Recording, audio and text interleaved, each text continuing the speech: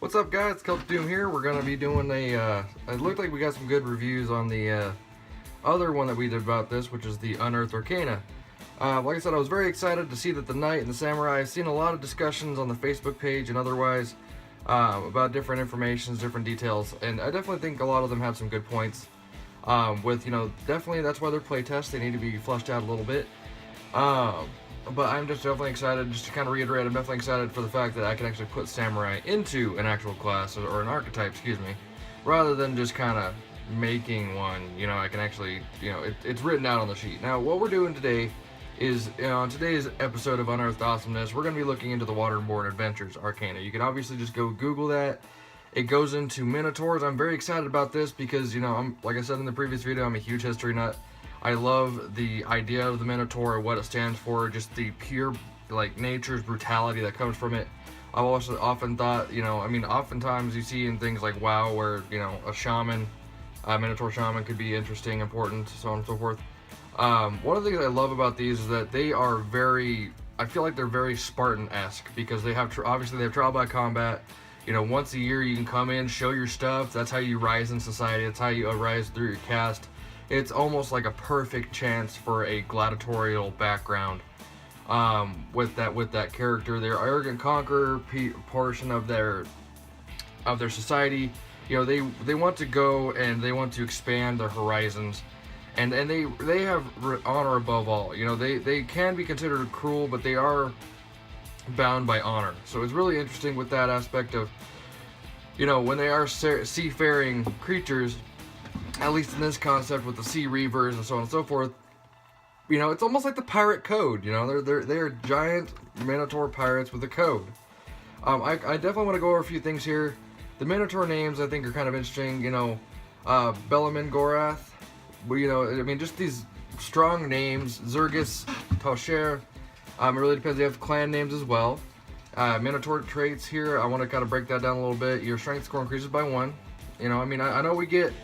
That strength score is definitely going to be helpful. I don't know if it'd be with a pirate build, because I know some would go with swashbuckler rogue. The Conqueror's virtue. From a young age, you are focused on one of 3 virtues of strength, cunning, or intellect. You can make your strength go up another point, or you can increase your intelligence and wisdom. So, that really helps, because I think an idea would be kind of cool to play a Minotaur druid, and your wild shape is a straight up bull. I feel like that could definitely be a good flavor portion for that. But with that being said, age, Minotaurs can live up to 150 years. They mature about the same speed as humans. They're considered medium. I'm certain you can have some pretty gargantuan Minotaurs. Walking speed is 30. The cool thing is that you can never be unarmed with this class, which is amazing.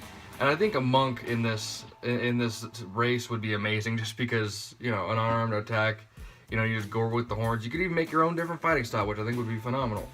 As far as flavor goes and is concerned. You are proficient with your horns, which are a melee weapon that deals 1d10 piercing damage. Your horns grant you advantage on all checks made to shove a creature, but not to avoid being shoved yourself. In all reality, with these horns, you don't need a weapon. You can literally settle on making your character completely utility while taking out the entire need for a weapon. Which, I feel like, of course you're going to want a weapon, but at the same point in time, you don't really need one. It's pretty interesting with that, The Goring Rush, you can use the dash action during your turn. You can make a melee attack with your horns as a bonus action.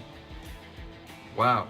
Hammering Horns, when you use the attack action during your turn to make a melee attack, you can attempt to shove a creature with your horns as a bonus action, which you have advantage on.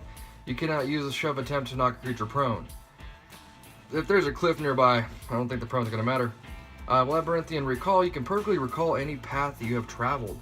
So these, it seems like they are destined to be nomads, which explains why they would explore, they would conquer, they would go on their ships.